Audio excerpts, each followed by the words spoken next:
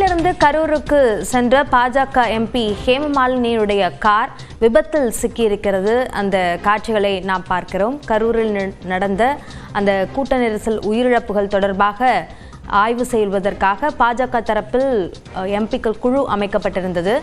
அது எம்பி ஹேமமாலினி தலைமையில் செயல்படும் என்று சொல்லப்பட்ட நிலையில் அதற்காக அவர் விமான நிலையத்திலிருந்து கரூருக்கு சென்றபோது இந்த விபத்து நேரிட்டிருக்கிறது.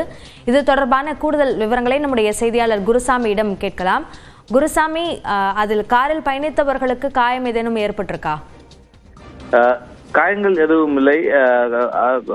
டெல்லி செல்வதற்காக டெல்லியிலிருந்து கோவை வந்த தேசிய ஜனநாயக கூட்டணியினுடைய எம்பிக்கள் குழு கோவையில் விமானத்தில் செய்தியாளர்களை சந்தித்தது. செய்தியாளர் சந்திப்புக்கு பின்னர் சுமார் 25க்கும் மேற்பட்ட வாகனங்களில் கோவை விமான நிலையத்திலிருந்து கரூர் கிளம்பி சென்றார்கள். கோவை விமான நிலையத்தில் தாண்டி சின்னியம்பாளையம் அருகே இருக்கக்கூடிய ஆர்ஜி புதூர் என்ற பகுதிக்கு இந்த கார்கள் அடுத்தடுத்து அணிவகுத்து சென்று கொண்டிருந்த பொழுது ஹேமமாலினி சென்ற காருக்கு பின்னால் சென்ற ஒரு கார் அந்த காரின் மீது எதிர்பாராத விதமாக மோதியது. இதில் பின்னால் ஹேமமாலினியின் காரின் பின்னால் சென்ற காரினுடைய பேனட் பகுதி மட்டும் திறந்த நிலையில் யாருக்கும் காயங்கள் எதுவும் ஏற்படவில்லை. இதனையடுத்து ஒரு சில நிமிடங்கள் மட்டும் அந்த வாகனங்கள் நிறுத்தப்பட்டு ஆய்வு செய்யப்பட்டது. இதனைத் தொடர்ந்து பேனட் ஓப்பனான அந்த இன்னோவா கார் மட்டும் தனியாக நிறுத்தப்பட்டு விட்டு அதில் சென்ற மற்ற நபர்கள் அனைவரும் காரில் மீண்டும் கரூர் நோக்கி சென்றார்கள். இந்த சிறு விபத்து காரணமாக ஒரு சிறிது நேரம் அந்த பகுதியில் பரபரப்பான சூழல் ஏற்பட்டது.